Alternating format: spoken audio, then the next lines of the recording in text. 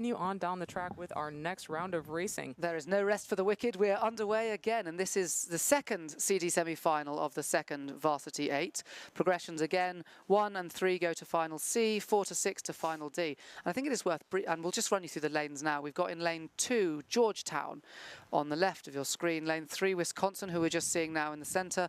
Lane 4 is the Navy. Lane 5, Columbia. And lane 6, Holy Cross. This is a 5-boat race. The still progression remains the same. 1 to 3 to final C, 4 to 6 to final D. And I mean, the conditions are pretty choppy out there. You can see on the, I'm reminded my home water on the Tideway in London where the boat race takes place often looks like this. Oh, I don't think we're at Tideway level quite yet. I don't know. I think we're quite close. I'm looking at what a compliment to all of these athletes that you think that they're up at Tideway level rowing today. I think we'll agree to disagree. I think that the conditions are challenging, but everyone that's out on the water today has proved that they can handle it just and taking it all in stride. But here's, I think, a shot of our race leaders, Wisconsin. We haven't had an overhead shot yet really to get the margin. There you go.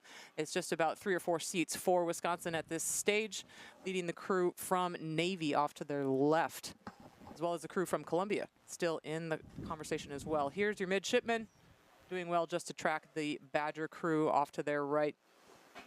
A lot of seniors on board for Navy in the 6th seat. John McNicholas out of Lloyd Harbor, New York, as well as Duncan Isles, Will Holsinger, George Wright, and Sawyer Stevens, all seniors, or what is it? How did they say the language at the Naval Academy? Dave's here, he could tell me. 4th class midshipmen for these athletes. I mean, you can see the conditions are challenging. The crew boats are rocking about. You've got to stay loose. You've got to be so technical in this water. Certainly in front of the yacht club where we are, there are lots of white horses. That's where the waves break over the front. And if you want to be on top of these conditions, you can see the white water coming off the blades. You have to keep your arms loose. You've got to keep rocking over together. If you let yourself tense up, if you let your blade slip, you will get caught short by the conditions. And these crews will all train and practice, and they will technically be drilled to cope with them. But when you have to exercise that under a race situation, it's really, really important that the Cox just keeps reminding them, because you can see the size of the wash that's cutting across their hulls now. But it is that crew from Wisconsin still leading only a slight lead, and the Navy are charging right for them. They're not going to let them take it easy.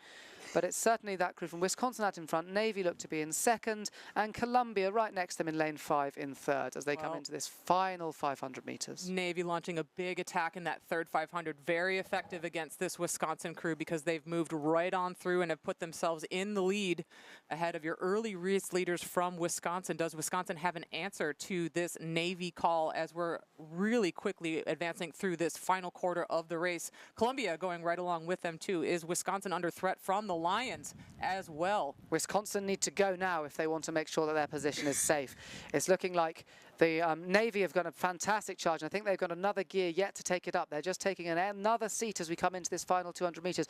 But you're quite right, the challenge from Columbia is substantial. I think Wisco have done just enough, but they really need to take it through the gears to make sure that they're safe. Columbia are challenging through and through. I think they're going to run out of river, and it looks like Navy have done just enough to keep their bow ball in front. But that challenge from Columbia came a little bit too late. I think actually if Columbia had gone a little bit earlier, they could have found something more. But it's going to look like it's going to be the Navy taking that position. Ooh, or is it? Here comes Wisconsin. They've just found a huge surge and pulled themselves level or even ahead of Navy in these last 3 strokes and continuing to move. We would love to see the finish line so we know how much track we have left, with Wisconsin coming up with an answer and Columbia coming up on the other side of Navy as well. Navy is going to have to launch an attack just to counter this move from Wisconsin to keep themselves ahead of Columbia. It's going to be so close all the way to the line.